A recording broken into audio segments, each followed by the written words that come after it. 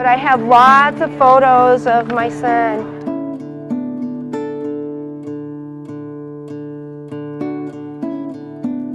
I found soccer pictures and everything, so yeah, he's right here. That's him. I found this picture and I went, oh, I love this. I just love this.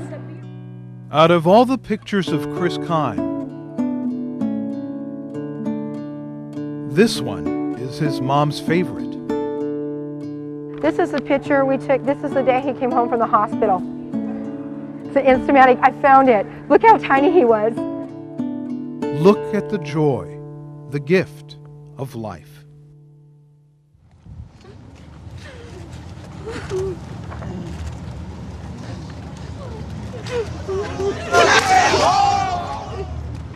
That gift, 20 years later, is taken away on the night news cameras capture the Mardi Gras crowds erupting in violence.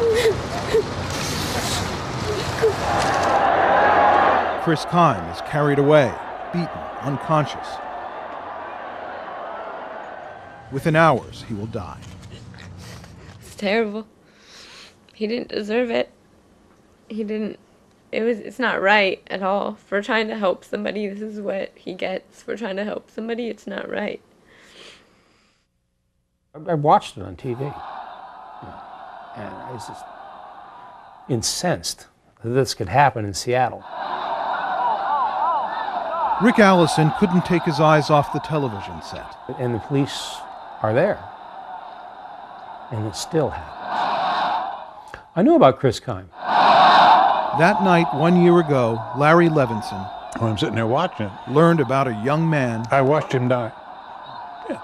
trying to save a woman's life from the angry mob, someone he didn't even know. How do you beat that? Levinson calls Kris Kime a hero for what he did that night, for what he continues to do to this day. Thank you.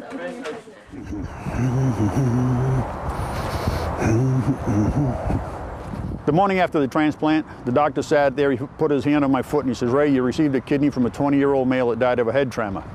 We went, Kris, the kid that was in the news, it's got to be. And it was. It's about 8 inches long, right there. Yeah. The appendix goes there, kidney sets here. Jesse's is on her right side, mine's on the left. Jesse I didn't know how much longer I could go.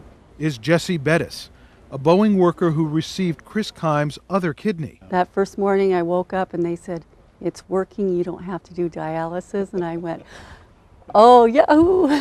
You're no longer a diabetic. I'm no longer diabetic. I have a working pancreas. Chris's pancreas. Martha French is an assistant attorney general who'd been a diabetic 25 years. Well, it's pretty bad, all right. Remember Rick? He'd been watching news coverage of the Mardi Gras riots. What we didn't tell you is that Rick was dying. I'd be dead now. If it wasn't for Kris Kime. And in fact, they are. They're excellent lungs. How do you know? I breathe with them. In the same hospital down the hall, Looks like a pretty good batch. Larry Levinson had just about run out of time. And the next morning, about 3 o'clock,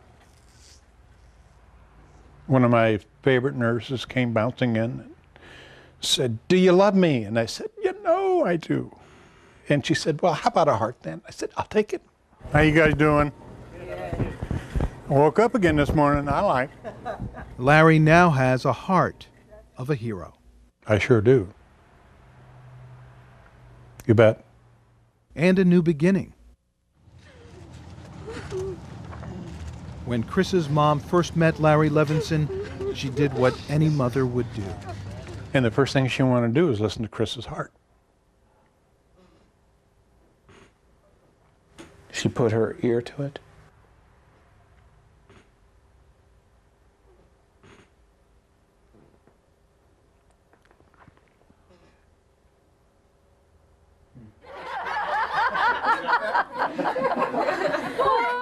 A year later, tears have been replaced with laughter. Larry, Rick, Martha, Ray, and Jesse are now part of the Kime family. They sure act like they're your family. They're a great bunch of people. Yeah. Who get together as often as they can We do have a good time. to remind each other why they're still alive. We don't have right. to run past us anyway. Left kidney, right kidney, pancreas, lungs, heart, and a wife. And it's an incredible feeling, and to see them and how good they're doing and how healthy they are. Thanks to a young man How do you feel now? Fantastic. Fantastic. who left behind This isn't just a lung or a set of lungs. These are Christopher Kime's lungs. I'm doing great.